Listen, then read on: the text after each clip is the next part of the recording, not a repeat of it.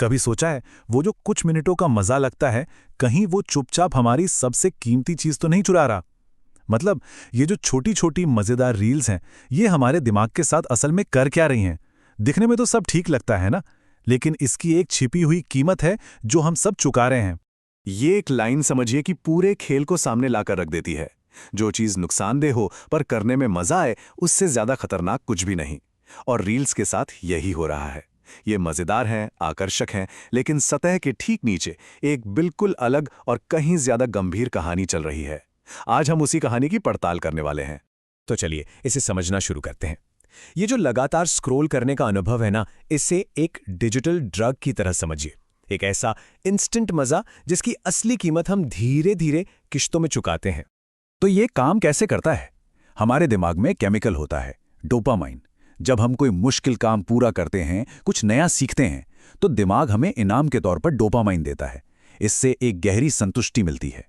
लेकिन रील्स इस पूरे सिस्टम को, इस रिवॉर्ड सिस्टम को हाईजैक कर लेती हैं, और बस यहीं से असली समस्या शुरू हो जाती है। तो होता यह है कि जहां मेहनत के बाद गहरी संतुष्टि मिलनी चाहिए थी, उसकी जगह हर स्वाइप पर एक सस्ता, आसान और तुरंत वाला डोपामीन हिट मिलने लगता है। ये कुछ ऐसा है जैसे किसी मैराथन को पूरा करने की खुशी को छोड़कर बस एक पल के लिए कैंडी के स्वाद को चुन लेना। धीरे धीरे दिमाग को शॉर्टकट की लत लग जाती है। उसे मेहनत वाला रास्ता पसंद ही नहीं आता। अब थोड़ा और गहराई में चलते हैं। ये सिर्फ एक केमिकल का खेल नहीं है। ये जो डोपामाइन हाईजैक है ना, ये असल में हमारे दिमाग की वायरिंग को फिजिकली सचमुच में बदल रहा है। ये सिर्फ एक बुरी आदत नहीं है, ये दिमाग के स्ट्रक्चर में हो रहा एक बदलाव है। कभी महसूस हुआ है कि अब किसी किताब पर ध्यान लगाना किसी पहाड़ पर चढ़ने जैसा मुश्किल हो गया है? बस यही इसका नतीजा है। जब दिमाग को हर सेकंड कुछ नया, कुछ तेज देखने की आदत पड़ जाती है, तो फिर लंबा फोकस करना लगभग नामुमकिन हो जाता है। धैर्य वो तो जैसे खत्म ही हो जाता है। किताबें पढ़ना, कोई नया स्किल सीखना, ये सब बोझ लगने लगता है। क्यों? क्योंकि इनमें वो इंस्टेंट वाला मजा नहीं है जिसकी दिमाग को अब लत लग चुकी है। और दिमाग में हो रहे ये बदलाव सिर्फ हमारे फोकस तक ही सीमित नहीं रहते।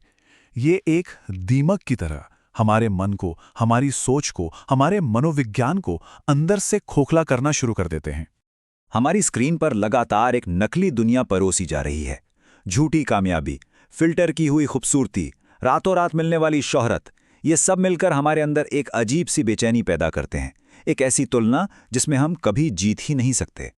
जब हम लगातार दूसरों की जिंदगी की सिर्फ अच्छी अच्छी झलकियां देखते हैं, तो हमारे मन में एक आवाज़ घर कर जाती है, मैं कहीं पीछे रह गया हूं। ये आवाज़ धीरे धीरे हमारे आत्मविश्वास को खा जाती है, और नतीजा लगातार तुलना करने की चिंता, घटता हुआ आत्मसम्मान, इमोशनल उतार चढ़ाव, और हाँ, FOMO, the fear of missing out, यानी कुछ छूट जाने का एक अंतहीन डर। ये जो अंदर का नुकसान है ना, ये सिर्फ अंदर नहीं रहता, ये बाहर हमारी असली दुनिया में फैलने लगता है, और ये हमारे सबसे कीमती संसाधन पे हमला करता है, हमारा समय, हमारी प्रोडक्टिविटी, हमारी असल जिंदगी। जरा इस नंबर को देखिए, 900 से ज्यादा। ये सिर्फ एक नंबर नहीं है, ये हमारी जिंदगी के खोए हुए घंटों का हिसाब है। हर साल 900 से ज्यादा घंटे, इसका मतलब है पूरे 37 डेज, हमारी जिंदगी का एक पूरा महीना गायब सिर्फ स्क्रॉलिंग में।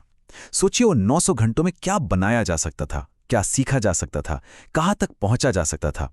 ये हमारी क्षमता की, हमारे पोटेंशियल की सीधी चोरी है।